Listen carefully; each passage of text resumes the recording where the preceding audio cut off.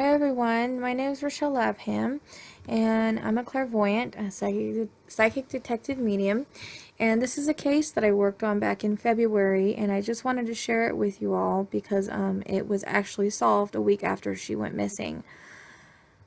So I'm just going to kind of read what I had written,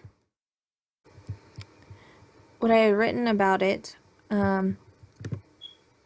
So I was contacted on February 18th by the best friend of Cassie. Her name was Kendra. She'd been missing for about a week in West Virginia. And at first, I was actually going to send her over to a missing persons page that I ran, but I was told no, that this was something I needed to work on myself. So right away, I began getting impressions and visions. I only want to say here the impressions that I received that have been proven so far, as this case is still under investigation. Basically, I was immediately given certain feelings about the case and who was involved, but again, I have to keep that to myself for now. I was shown a windy road and trees and greenery on each side. I was also shown tire tracks in the mud near a water source, and I was given the name Jordan for a location. I was told that they needed to take dogs because I felt that they would be helpful since it hasn't been that long. I also felt a pull to the right, like my right arm wanted to go up and point to the right. I was shown a cross, which in a way that spirit gives information can be a symbol. It can also mean that there was a literal cross on the side of the road, or an X, or a few other things. Spirit sometimes works in symbols in this way, but it felt as if it was a landmark. I also felt there was water nearby where she was.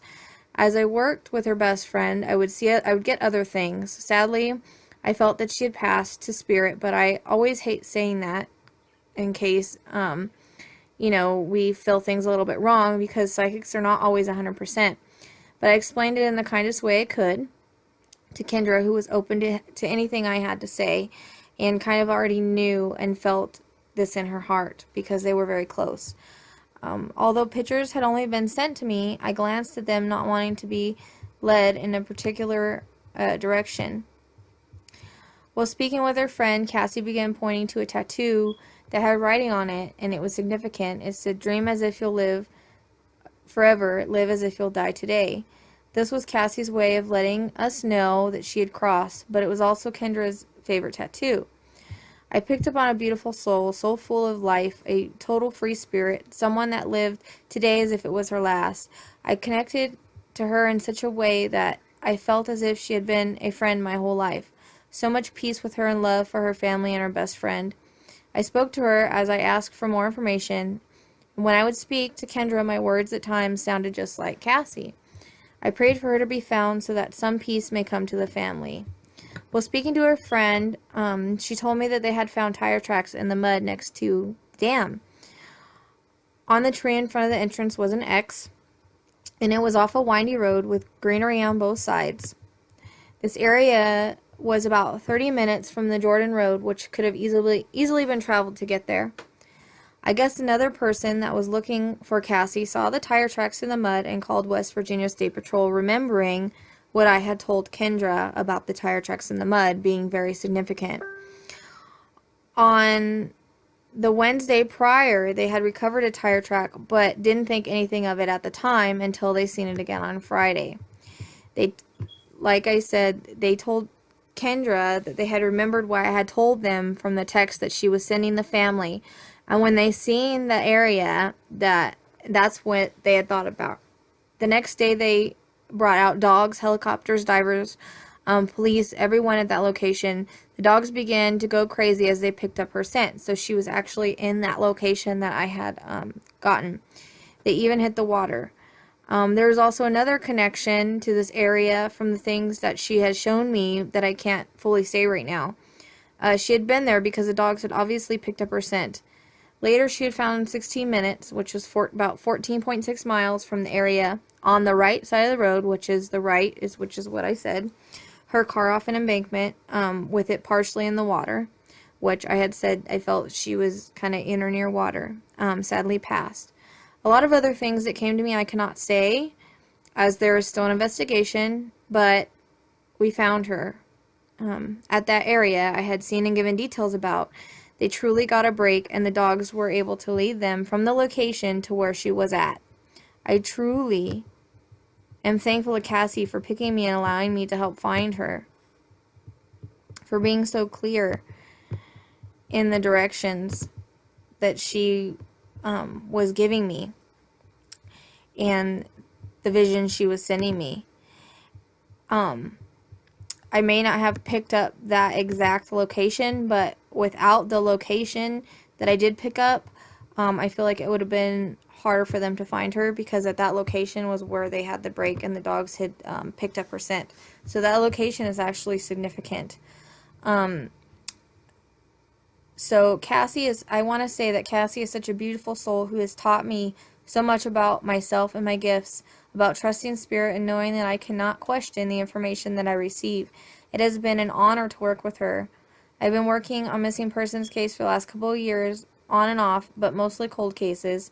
And I've begun to pick up some more, and there may be some more videos about those. But so far, I've given lots of information, but since they're cold cases, they're a little bit hard to be found.